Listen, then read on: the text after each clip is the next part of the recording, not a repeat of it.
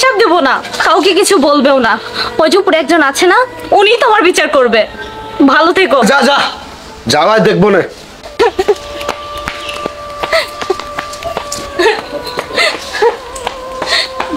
ভাবি, ভাইয়া। আরে তুলি এখানে তুই। ভাবি, কি হয়েছে তোর? কি হয়েছে তোর? ভাইয়া, আমার অনেক বড় সর্বনাশ হয়ে গেছে। আরে কি হয়েছে বল আমারে। তোমাদের ভগ্নিপতি হসপিটালে ভর্তি, সে স্ট্রোক করেছে। তার চিকিৎসার জন্য 2 লক্ষ টাকা লাগবে। আমি এত টাকা কোথায় পাবো ভাইয়া? আর তুই কি বলছিস? আমি এত টাকা কই পাবো? আমার বাজার করার টাকা নাই। কি বলছো? তুমি এই বিপদের সময় ওকে দেখবে না? আর তুই চুপ থাক, টাকা পয়সা থাকা লাগে না আমার কাছে। মা, বাবা কি বলছে? ফুবুকে টাকা দিবে না? আব্বা, তুমি ফুবুকে এখনই টাকা দিয়ে দাও। তুই চুপ থাক, একটা থাপড়ায় কান ছড়া ফাড়ায় দেবো। বড় বড় কথা বলে ছোট মানুষ হয়। ভাইয়া, তুমি এসব কি বলছো? তুমি বিপদের দিনে আমার পাশে থাকবে না? ভাবি, ভাইয়াকে একটু বুঝিয়ে বলো না, কিছু একটা করো না। এই তুলি, আমার সামনে কান্নাকাটি করিস না। তোর স্বামীকে কিভাবে বাঁচাবে তুই জানিস। তুই ব্যবস্থা করে তোর স্বামীকে বাঁচা। আমার কাছে টাকা পয়সা না, আমি টাকা পয়সা দিতে পারবো না।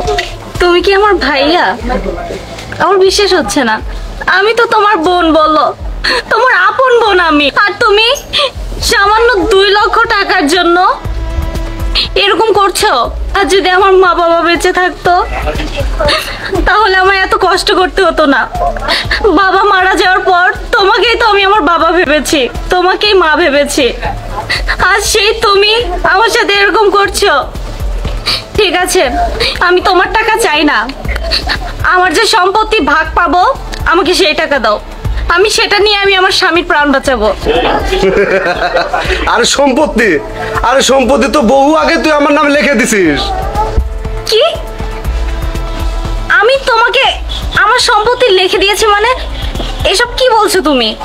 এখন কিসের ভাগ ভাগ চাইতেছিস? ভাগ টাক দিতে পারবো না। ছি, তুমি এই কাজ করতে পারো? আজকে এই দিনটা না আসলে তো আমার জানাই হতো না আমার ভাইটা এরকম। আমি যাকে ফেরেশতা ভাবতাম, সেই ভাই একটা শয়তান। তুমি আমার সাথে এরকম করতে পারলে? তুমি আমাকে ঠকিয়ে আমার সম্পত্তি নিজের নামে করে নিলে। ছি, লাগবে না আমার তোমার একটা টাকাও লাগবে না, তোমার সম্পত্তিও লাগবে না। আমার স্বামী আমার প্রাণ দিয়ে হলেও আমি তাকে বাঁচাবো, যেভাবেই হোক আমি তাকে বাঁচাবোই। আর তুমি, তোমাকে আমি অভিশাপ দেব না, কাউকে কিছু বলবেও না। ওই যে উপরে একজন আছে না, উনি তোমার বিচার করবে। ভালো থেকো। যা যা যাওয়াই দেখবো না। কাজটা কি ঠিক হলো? আরে তুমি চুপ করবা। আব্বা, তুমি কিন্তু কাজটা ঠিক করলে না ফুবুর সাথে। তোমার উচিত ছিল ফুবুকে টাকাগুলো দিয়ে দেওয়া। এই তুই চুপ কর। আরে এই সম্পদ কার জন্য করছি? তোর জন্য করছি। তোমার এই সম্পত্তি আমার চাই না। তুমি ফুবুকে ঠকায়া, তোমার বোনদের ঠকায়া, তোমার এই সম্পত্তি আমার দরকার নাই। তুমি তোমার মতো থাকো, আমি আমার মতো চলে গেলাম। হাসান, কি হলো তোমার? কি হলো? বসো এখানে। কি হলো তোমার? তোমার কি হয়েছে? কথা আব্বা, বলো। আব্বা কি হলো আপনার? দেখলে তোর বাবা কথা বলছে না। আব্বা, আব্বা, বলো। আব্বা, কি হয়েছে? আব্বা? ওঠো বাবা, ওঠো। এই ওঠো। হাসান বাবা, তোর ফুফুকে ফোন দে বাবা। আচ্ছা আচ্ছা মা, আমি দিচ্ছি।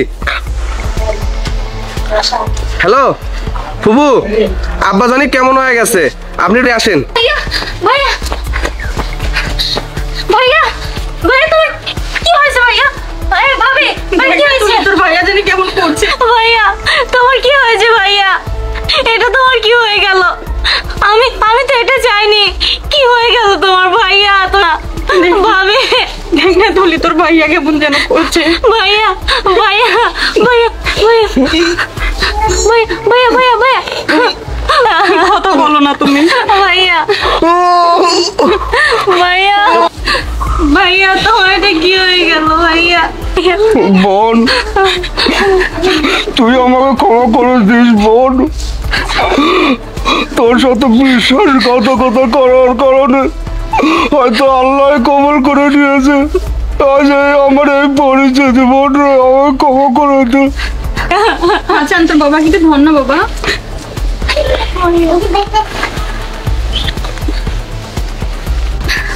প্রিয় দর্শক, আসলে আজকে আমরা যে অভিনয়টা করলাম এটা কিন্তু একদম রিয়েলিটি, বাস্তব আছে না। বাস্তবে অনেক ভাই বোন আছে যে ভাই বোনের সম্পত্তি কেড়ে নেয়, আবার বোন ভাইয়ের সম্পত্তি কেড়ে নেয়, আবার দেখা যায় যে অনেকেই আত্মীয় স্বজনের ভিতর অনেক কিছুই থাকতে পারে ভাই বোন ব্যতীত।